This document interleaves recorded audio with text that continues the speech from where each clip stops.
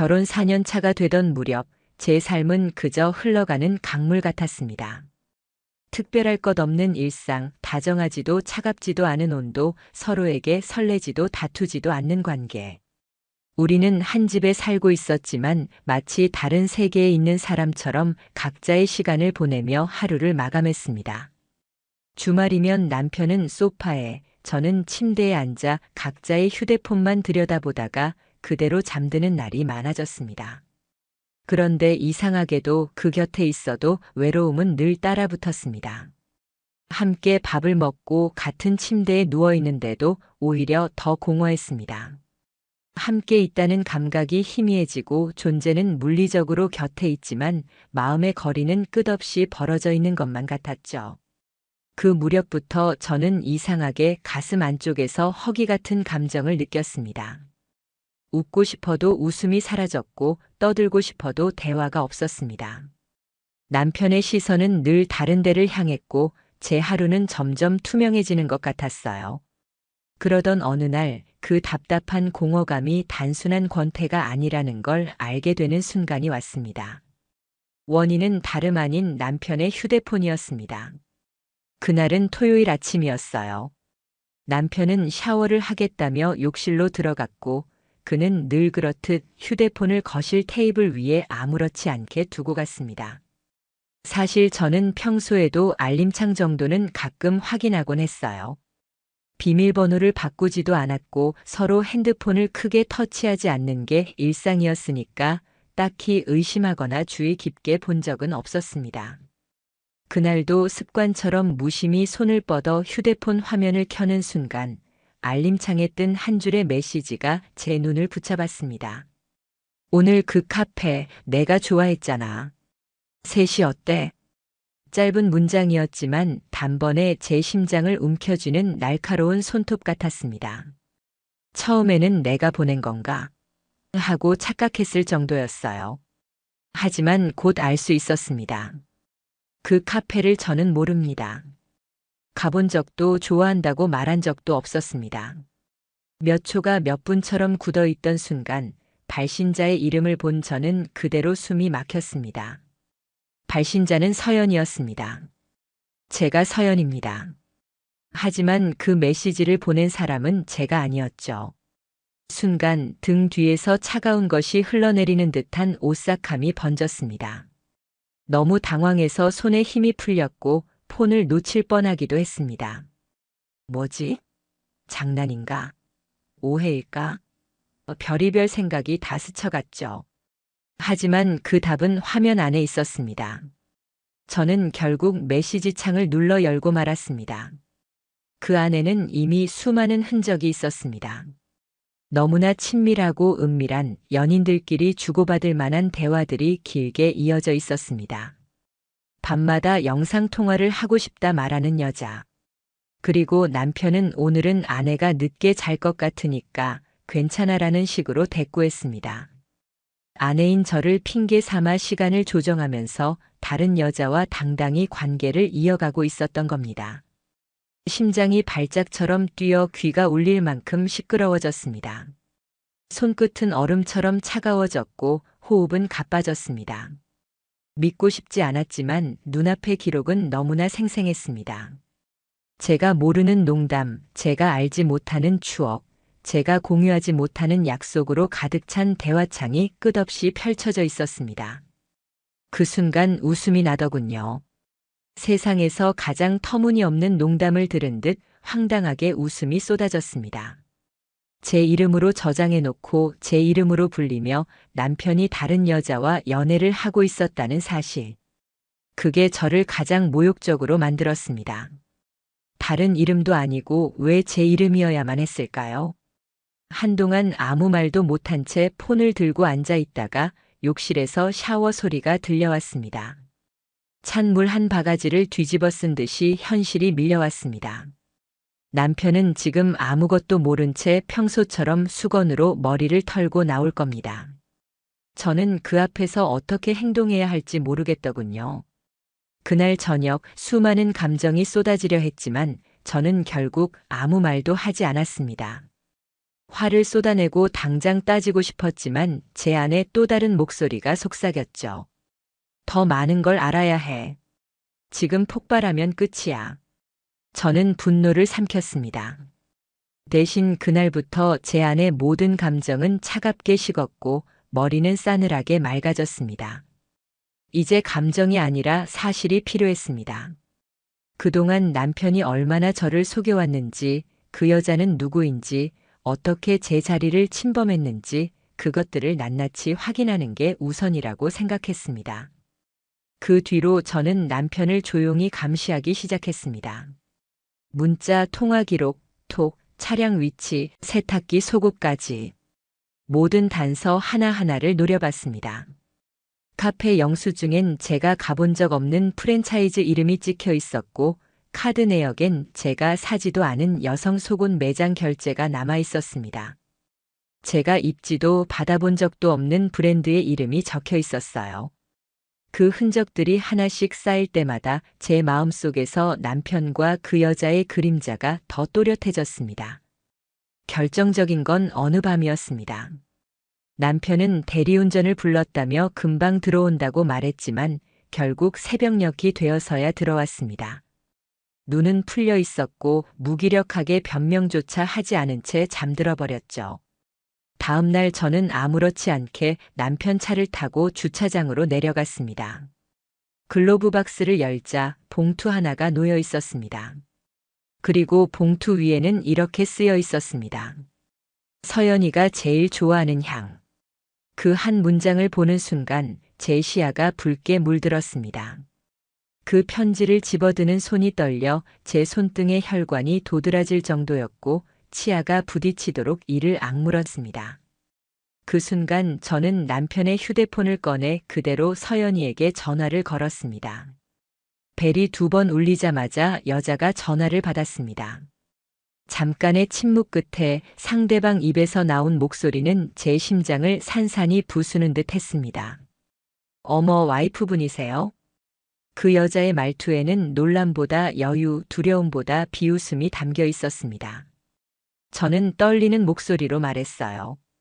네. 제가 서연인데요. 당신은 누군데 제 이름으로 저장돼 있죠?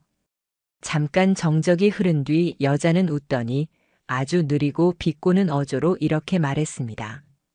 어머, 몰랐어요? 언니 이름 예쁘잖아요. 그래서 쓰는 건데. 순간 눈앞이 아득해졌습니다. 세상이 기울고 귀에서는 심장이 부서지는 소리만 울려 퍼지는 듯 했습니다. 제 이름이 그들의 장난감처럼 쓰였고 그 여자는 대놓고 제 존재를 비웃고 있었습니다. 그날 이후 저는 무너져 내렸습니다. 하지만 울면서 무너지는 게 아니라 서서히 미쳐가는 것 같았습니다. 끓어오르는 분노에 손이 떨렸고 가슴이 저릴 만큼 고통스러웠지만 동시에 하나의 결심이 굳어졌습니다. 이들 둘을 반드시 끝내야겠다고. 남편의 휴대폰 너머로 들려왔던 그 여자의 목소리가 귓가에 남아 며칠 내내 떠나질 않았습니다. 어머, 와이프분이세요? 하며 비웃듯 뱉던 말투, 그리고 내 이름이 예쁘다며 함부로 내뱉던 웃음. 그 소리가 제 귓속을 긁는 것처럼 쩌렁쩌렁 울려 퍼지면서 순간마다 치를 떨게 만들었습니다.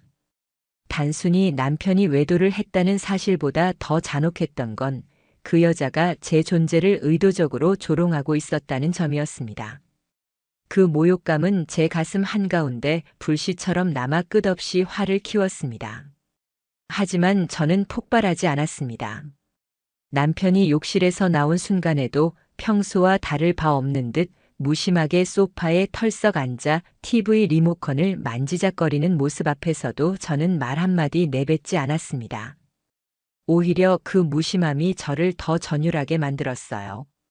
눈앞의 남자는 제가 모든 걸 알고 있다는 사실조차 모르는 얼굴이었고 그게 너무 기괴하고 끔찍했습니다. 제 안에서는 화산처럼 감정이 치밀어 올랐지만 동시에 직감했습니다. 지금 내 감정을 쏟아내면 아무것도 얻을 수 없다고. 지금 필요한 건 냉정함과 증거라는 것을. 그날 이후부터 저는 스스로를 낯선 사람처럼 껍데기에 가두었습니다. 남편이 말을 걸어도 무심히 대답하고 예전처럼 집안일을 챙기며 평온하게 일상을 이어가는 척했죠.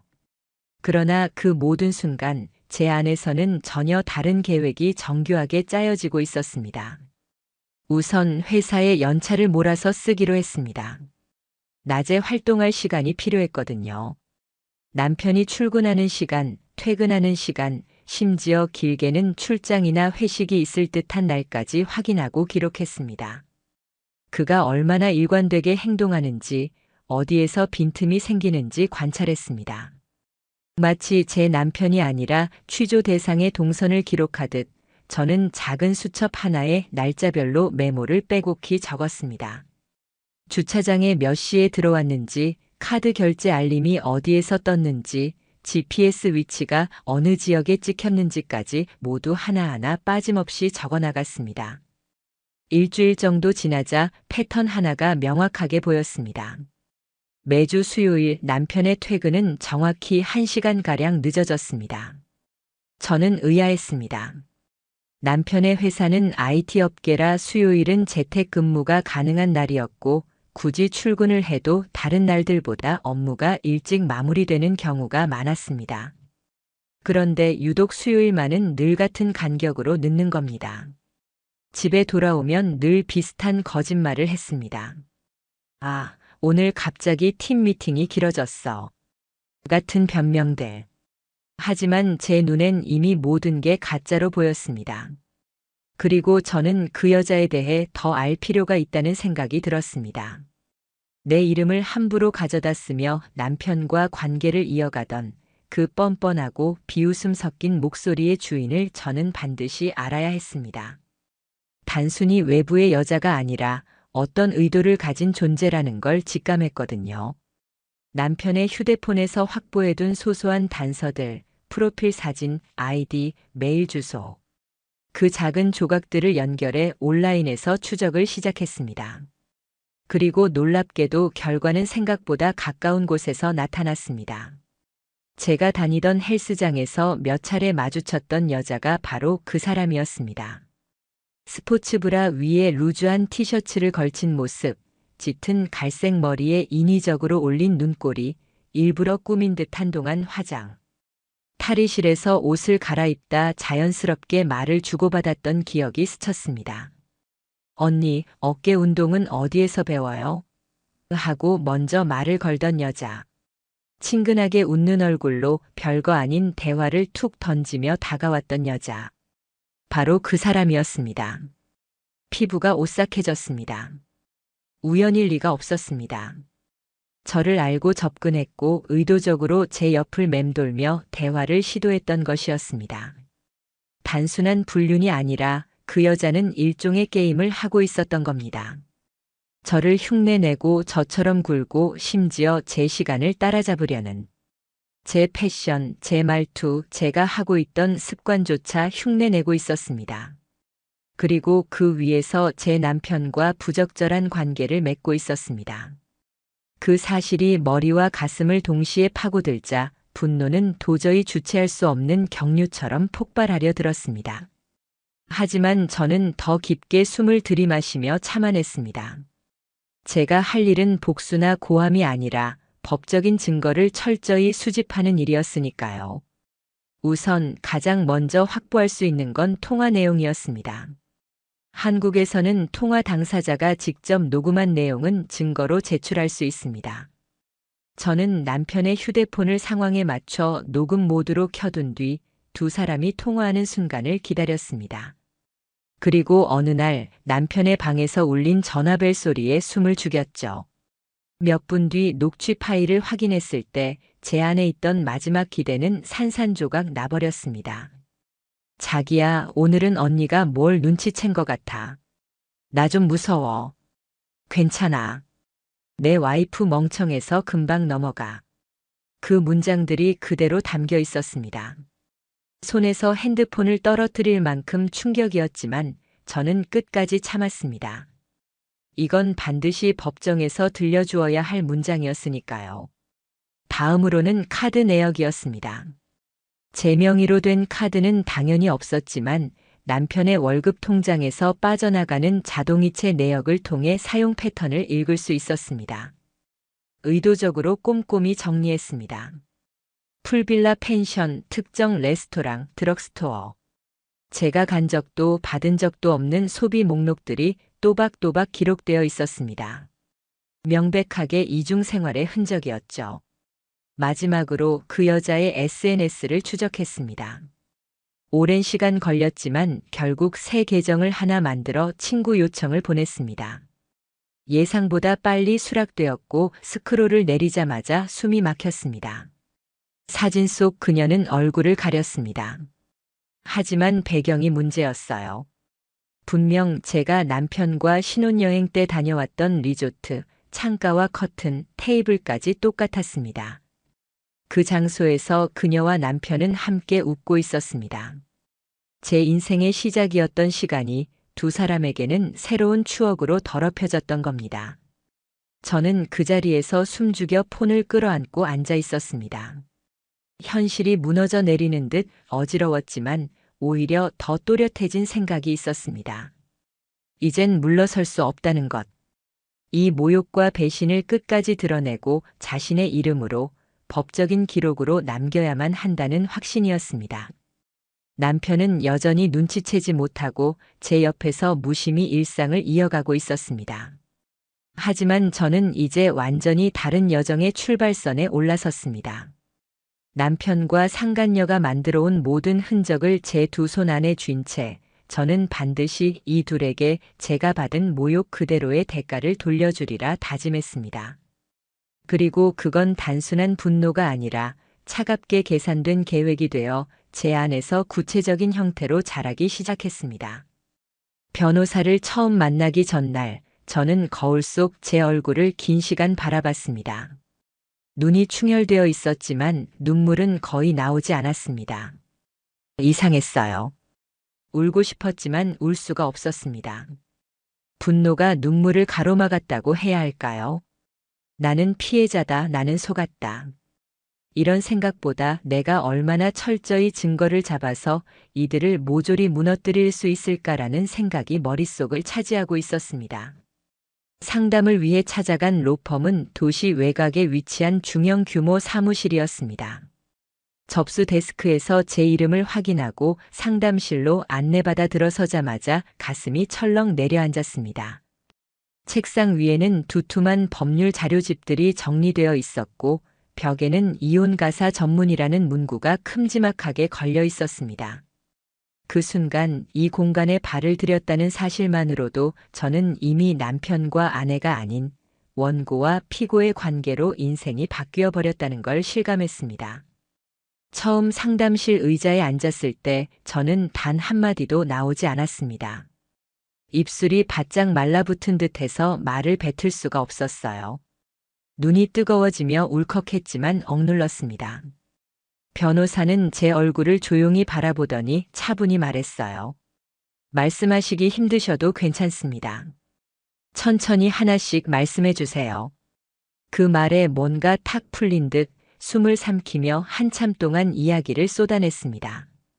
남편의 휴대폰에서 시작된 낯선 메시지, 제 이름으로 저장된 상간녀, 통화 녹취 속의 모욕적인 대화 카드 내역과 영수증, 그리고 신혼여행지에서 두 사람이 남긴 흔적까지. 이야기하는 내내 손이 떨렸고 목소리가 이따금 울음으로 갈라졌습니다. 하지만 변호사는 단 한 번도 제 말을 끊지 않았습니다. 끝까지 듣고 난 뒤 단호하게 말했죠. 증거는 충분합니다. 다만 중요한 건 타이밍이에요.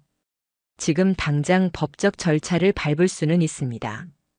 하지만 상대가 아직 자기 잘못을 완전히 자각하지 못한 상태에서 움직이면 대응 수위를 낮추거나 교묘하게 빠져나가려 할 겁니다. 지금 필요한 건 조금 더 행동의 패턴을 잡아내는 겁니다. 저는 고개를 끄덕였습니다. 단순히 들킨 불륜이 아니라 반복적이고 고의적인 행위라는 걸 드러내야 한다는 말이었습니다. 그 순간 제 안의 분노가 오히려 냉정하게 식어갔습니다. 이건 싸움이 아니라 게임판이었고 저는 처음으로 이 싸움에서 승리할 방법을 손에 쥔 듯 했습니다. 저는 변호사와 상의 끝에 두 가지 계획을 세웠습니다. 첫 번째는 남편과 상간녀가 실제로 만나는 현장을 직접 포착하는 것. 두 번째는 통신 기록, 계좌 내역 등을 통해 상간녀 신원을 확보한 뒤 법적 통지 절차를 준비하는 것이었습니다. 몇 날 며칠을 기다렸습니다. 남편은 언제나처럼 무심한 얼굴로 제 옆에서 밥을 먹고 TV를 봤습니다. 하지만 그 무표정 뒤에서 어떤 행동을 저지르고 있을지 저는 알고 있었습니다. 그리고 드디어 그날이 왔습니다. 수요일 저녁.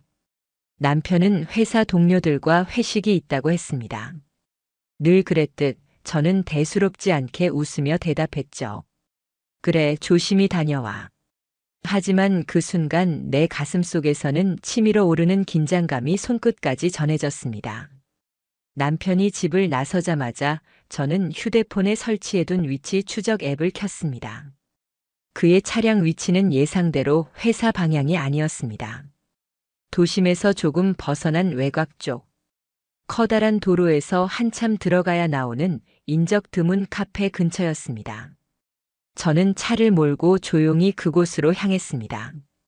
카페 부근에 차를 세우고 넓은 주차장 뒤쪽에서 시간을 가늠하며 숨을 죽였습니다. 잠시 후 제 남편의 차가 나타났습니다. 그는 주변을 두리번거리며 차에서 내려 카페 쪽으로 향했습니다. 그리고 잠시 뒤 또 다른 차 한 대가 도착했죠. 그 차에서 내린 여자를 보자 제 심장이 다시 폭발하듯 뛰었습니다. 짙은 갈색 머리, 트렌치코트 아래로 드러나는 실루엣. 제가 헬스장에서 보았던 그 여자였습니다. 그녀는 남편을 보자마자 자연스럽게 걸어와 그의 옆에 섰습니다. 그리고 놀랍게도 그녀가 입고 있던 니트는 제가 예전에 즐겨 입던 가디건과 거의 똑같은 디자인이었습니다. 순간 소름이 돋았습니다. 그 여자는 제 옷차림, 제 스타일마저 흉내내며 남편 옆에 서 있었습니다. 두 사람은 주변을 의식하지 않고 팔짱을 끼고 걸었습니다. 남편의 얼굴은 무표정이었지만 저와 있을 때와는 전혀 다른 편안함이 깃들어 있었습니다. 저는 손에 들고 있던 카메라 셔터를 눌렀습니다. 손을 잡고 걷는 장면, 서로를 바라보며 웃는 순간 모두 사진으로 남겼습니다. 매 순간이 제 심장을 찢었지만 동시에 그 고통은 칼날처럼 차갑게 변해 물증이 되었습니다. 그날 밤 집으로 돌아온 남편은 술에 취한 듯한 얼굴로 소파에 드러누웠습니다. 마치 아무 일도 없다는 듯 리모컨을 들고 무심하게 채널을 돌렸습니다. 저는 주방에서 그 모습을 바라보다가 속으로 중얼거렸습니다. 너는 이제 끝났다. 내가 내 옆에서 웃고 있을 때조차 넌 이미 무너지고 있는 거야. 며칠 후 저는 변호사와 함께 상간녀에게 보낼 내용 증명을 준비했습니다. 문장은 담백한 법률 문구로 나열되었습니다. 귀하가 본인의 남편과 부적절한 관계를 유지한 사실에 대해 정신적 피해 및 혼인관계 파탄의 책임을 물어 민법 제750조에 따라 손해배상 소송을 진행할 예정입니다. 내용 증명이 발송되던 날 남편은 평소보다 훨씬 일찍 귀가했습니다. 현관문을 열자마자 저를 보며 묻더군요. 혹시 너 무슨 짓 했어? 저는 담담하게 웃었습니다. 왜? 겁나? 제 목소리는 떨리지 않았습니다. 오히려 평온했습니다. 이제 시작이야. 그 말을 듣는 순간 남편의 얼굴은 하얗게 질려갔습니다. 평소에는 뭐든 무심하게 넘기던 그가 처음으로 두려움에 흔들리는 눈을 보였습니다. 그 모습이 제게는 오히려 씁쓸한 희열이 되어 돌아왔습니다. 며칠 뒤 상간녀에게서 직접 전화가 왔습니다. 울먹이던 목소리는 곧 바뀌어 부드럽고 건조해졌습니다. 그 사람 나 좋아한 건 맞아요. 언니가 너무 차갑게 하니까 외로워서 그런 거겠죠. 그 말은 제 심장을 다시 찔렀지만 저는 끝내 화를 내지 않았습니다. 오히려 차갑게 대답했죠. 내가 아무리 그렇게 합리화해도 법은 다르게 말할 거야. 그 순간 저는 확신했습니다. 이제부터는 감정의 싸움이 아니라 절차의 싸움이라는 것을. 모든 준비는 끝났고 이 게임은 이제 법정으로 넘어갈 것이었습니다.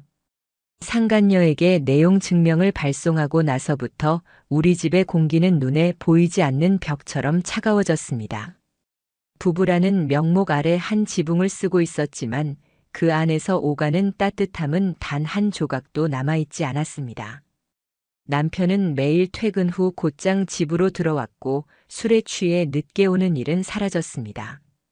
이전에는 휴대폰만 붙잡고 무심히 웃던 남자가 이제는 거실 소파에 앉아 얇게 떨리는 숨을 몰아쉬었습니다. 그 침묵 속에서 그의 눈만이 허공을 맴돌았고 때로는 저를 훔쳐보듯 의식했고 또 어떤 날은 마치 무언가를 설명하고 싶어 하는 듯 입술을 달싹였지만 끝내 아무런 말도 뱉지 못했습니다. 저는 그와 단 한마디도 의미 있는 대화를 하지 않았습니다. 밥 먹어. 문 잠갔어? 같은 의무감 섞인 짧은 대화만 흘러나왔습니다. 서로의 눈을 마주치지 않은 채. 그리고 저는 일부러 그 시간을 견뎠습니다. 그 침묵 자체가 그에게 주어진 가장 날카로운 형벌처럼 느껴졌습니다. 그는 그 침묵 속에서 점점 초라해지고 있었습니다. 어느 날 저녁 남편이 조심스럽게 무언가를 꺼내듯 말을 걸었습니다. 언제까지 이럴 거야? 저는 천천히 그를 바라보다가 단호하게 대답했습니다. 그건 내가 이미 결정했어. 그 여자를 내 이름으로 저장한 순간부터. 순간 남편의 얼굴이 일그러졌습니다. 그리고 제 앞에서 두 손으로 얼굴을 감싸며 흐느끼기 시작했습니다. 그는 처음으로 울었습니다. 하지만 그 울음은 제게 어떤 동정도 연민도 불러일으키지 않았습니다. 오히려 더 깊은 비참함만을 느꼈습니다. 왜냐면 그는 아직도 모르는 눈치였으니까요. 자신의 불륜이 단순한 배신이 아니라 제 이름을 욕보이고 가장 잔인한 방식으로 조롱했다는 사실을 그는 끝끝내 이해하지 못하는 듯 했습니다. 그저 울며 중얼거렸습니다. 진짜 널 이렇게까지 아프게 하려던 건 아니었어. 그 말이 제 귀에 닿자 저는 오히려 싸늘하게 마음이 식어버렸습니다. 용서도 미련도 기대도 없는 차가운 비참함. 그때부터 더 이상 이 결혼을 붙잡을 이유가 없다는 확신이 손에 잡혔습니다. 그래서 저는 본격적으로 이혼 준비에 들어갔습니다. 먼저 가정법원에 이혼 조정 신청을 넣었습니다. 변호사는 증거들이 충분히 쌓여 있어 제 편에 유리하다고 말했습니다. 불륜은 단순히 의심이 아닌 대화 내역과 녹취, 신혼여행지 사진, 카드 내역, 현장 포착 사진까지 갖추고 있었습니다. 법적으로 입증이 명확한 상황이라 제가 이혼을 원하는 이상 받아들여질 가능성은 높았습니다. 더군다나 남편은 경제적으로 수입이 더 많았기에 위자료와 재산 분할에서도 명확히 제 권리를 주장할 수 있는 위치였습니다. 저는 변호사에게 요구 조건을 정리해 전달했습니다. 위자료 3천만 원, 혼인 기간 동안 적립된 예금 절반, 그리고 상간녀에 대한 손해배상은 별도로 진행하는 것. 변호사는 담담히 고개를 끄덕이며 절차를 밟아주겠다고 했습니다. 그러나 여기서 끝은 아니었습니다. 저는 반드시 그 여자가 법정에서 제 눈앞에 마주 서도록 만들고 싶었습니다. 그녀가 내 이름을 사용하며 어떤 짓을 저질렀는지, 그 행위가 얼마나 비열하고 뻔뻔했는지 진술서로 확인받고 싶었습니다. 소환 조사가 시작되었을 때 그녀는 처음에 뻔뻔하게 나왔습니다. 변호사를 통해 연인 관계는 맞지만 결혼 중인지 몰랐다는 거짓을 내세웠습니다. 그러나 제가 꺼낸 증거는 돌처럼 단단했습니다. 혼인관계 증명서, 가족 행사 사진, 남편 통화 내역 속에 적힌 오늘 아내 회식이라 가능할 듯이라는 문장, 심지어 남편 명의의 보험 수혜자 항목에 떡하니 적힌 제 이름까지. 그녀의 얼굴이 굳어져 갔습니다. 그 자리에서 변명은 무너져 내렸습니다. 결국 그녀는 진술서를 써서 제출했습니다. 서연이라는 이름이 남편의 실제 배우자 이름임을 알면서도 사용한 것은 맞습니다. 하지만 그는 결혼 생활이 사실상 끝났다고 했기에 사랑이라 믿었습니다. 그 문장을 읽는 순간 제 안에서 피가 거꾸로 솟는 듯 했습니다.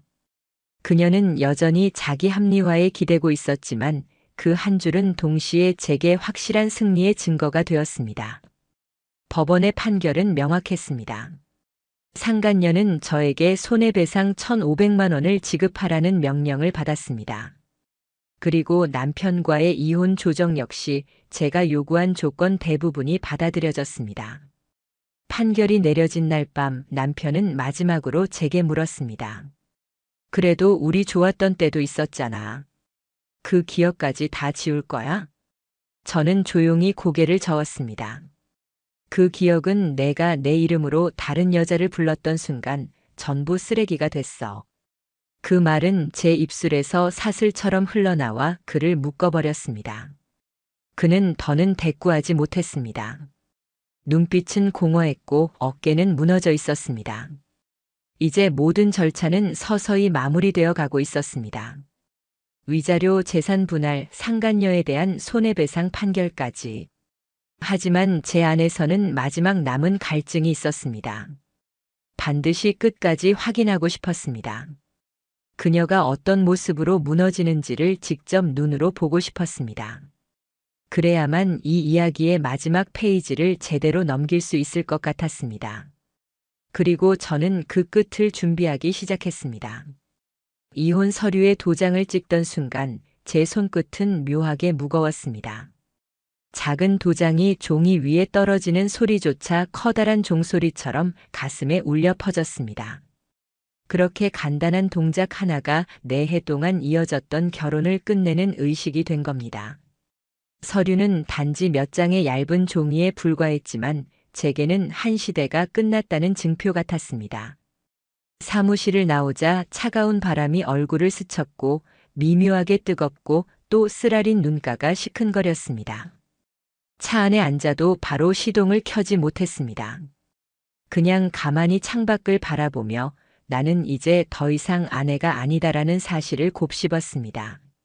자유로워졌다는 감각보다는 허무함이 먼저 찾아왔습니다. 모든 분노와 증오, 집착이 절정으로 끌어올랐다가 판결과 함께 멈춰 섰을 때 제 안은 텅 빈 창고처럼 고요했습니다. 그제야 깨달았습니다. 복수를 하며 발 딛고 버텼던 이 시간 동안 사실 제 삶은 멈추어 있었던 것 같았습니다. 그럼에도 불구하고 제가 앞으로 나아가기 위해서는 반드시 이 과정이 필요했음을 부정할 수는 없었습니다. 그 모든 법적 절차가 끝났음에도 불구하고 제 마음 한 구석에는 여전히 해소되지 않은 무언가가 남아 있었습니다. 그것은 바로 그녀였습니다. 내 이름을 훔쳐쓰고 뻔뻔하게 웃으며 내 자리를 기어코 빼앗아 보려 했던 여자.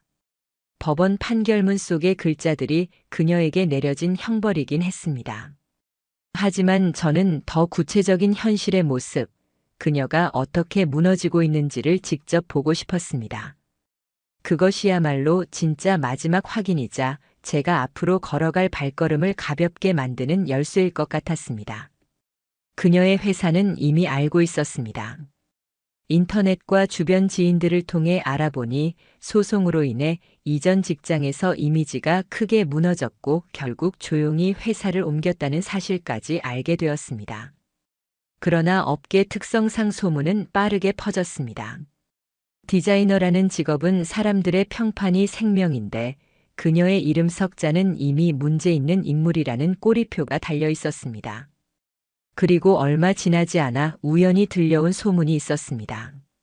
제가 들은 그 소문은 충격적이기도 한편 허무하기도 했습니다. 그녀가 제 남편의 아이를 가졌었다는 이야기였습니다. 하지만 아이는 태어나지 않았고 남편은 끝내 책임을 지지 않은 채 그녀 곁을 떠나버렸다는 얘기였습니다. 그 말이 사실인지 허구인지 확실하지 않았습니다. 그러나 저는 굳이 확인하지 않았습니다. 심장이 저릿해졌지만 분명한 건 그 모든 파국 속에서도 남편과 그녀는 서로를 끝까지 붙잡지 못했다는 사실이었습니다. 그러던 어느 날 뜻밖의 연락이 왔습니다. 발신자는 남편이었습니다. 오랜 시간 연락을 끊었던 그가 갑자기 문자를 보내왔습니다. 시간 좀 내줄 수 있어? 처음엔 읽고 무시했습니다. 그러나 집요하게 메시지가 이어졌습니다. 결국 저는 한 카페에서 마주 앉았습니다. 그는 초췌한 얼굴로 앉아 있었습니다. 눈 밑에는 깊은 다크서클이 파였고 말라깽이처럼 체중이 빠져 있었습니다. 그가 한동안 침묵하다가 입을 열었습니다. 나 다 잃었어. 회사도 친구도 부모님 신뢰도. 그리고 지 혼자 결정하고 사라졌어. 그는 묻지도 않은 이야기를 쏟아냈습니다. 내가 진짜 바보였어. 걔는 너랑 달랐어. 너처럼 배려해주지도 않았고 기다려주지도 않았어. 말이 안 통했어. 그 목소리를 들으며 저는 이상하게도 더 이상 아무런 감정도 일어나지 않는 걸 느꼈습니다. 분노도 안쓰러움도 없었습니다. 그저 이제 이 사람의 이야기는 내 인생과 관련이 없다는 생각만 들었습니다. 대화는 오래 가지 않았습니다. 저는 자리에서 일어나며 단호하게 말했습니다. 넌 돌아올 자리도 없어. 그리고 난 너랑 다시는 엮이지 않을 거야. 그 말을 끝으로 우리는 완전히 멀어졌습니다. 그 즈음 저는 마지막으로 그녀에 대해 확인하고자 마음을 먹었습니다. 남편은 무너져 있었지만 저는 끝내 그 여자의 마지막 모습을 제 눈으로 봐야만 진짜 끝낼 수 있을 것 같았습니다. 며칠을 수소문하며 인터넷 커뮤니티, 공용 계정, 그녀 지인의 소셜미디어를 뒤졌습니다. 그리고 결국 저는 한 장의 사진을 발견했습니다. 사진 속 그녀는 허름한 고시원 근처에서 노트북 하나를 들고 서 있었습니다. 얼굴은 찍히지 않았습니다. 그러나 긴 머리카락, 체형, 어깨선이 분명히 그녀였습니다. 초라한 그림자로 남은 모습. 화려한 옷차림도 유혹적인 웃음도 사라지고 남은 건 좁고 어두운 골목길에 기댄 뒷모습뿐이었습니다. 그 사진을 보자 저는 심장이 서늘하게 식어갔습니다. 희한하게도 복수의 쾌감이라기보다 끝맺음의 안도감이 더 크게 밀려왔습니다. 저는 핸드폰에 그 사진을 저장한 뒤 그동안 모아온 모든 증거 파일을 하나씩 지웠습니다. 긴 호흡 끝에 마침내 제 안의 전쟁도 끝난 겁니다. 제 이름을 장난감처럼 쓰고 남편과 함께 제 세계를 무너뜨리려던 그 여자. 하지만 결국 그녀는 아무것도 얻지 못했습니다. 제 자리를 빼앗아 앉지도 못했고 결국 스스로 떨어져 나가버렸습니다. 그리고 그 이름은 다시는 그녀의 입에서도 남편의 입에서도 함부로 불리지 않을 겁니다. 마지막 키보드 클릭 소리와 함께 증거 폴더가 사라지자 제 손끝은 전보다 훨씬 가벼워졌습니다. 이제 제가 살아가야 할 인생의 페이지가 눈앞에 펼쳐져 있었습니다.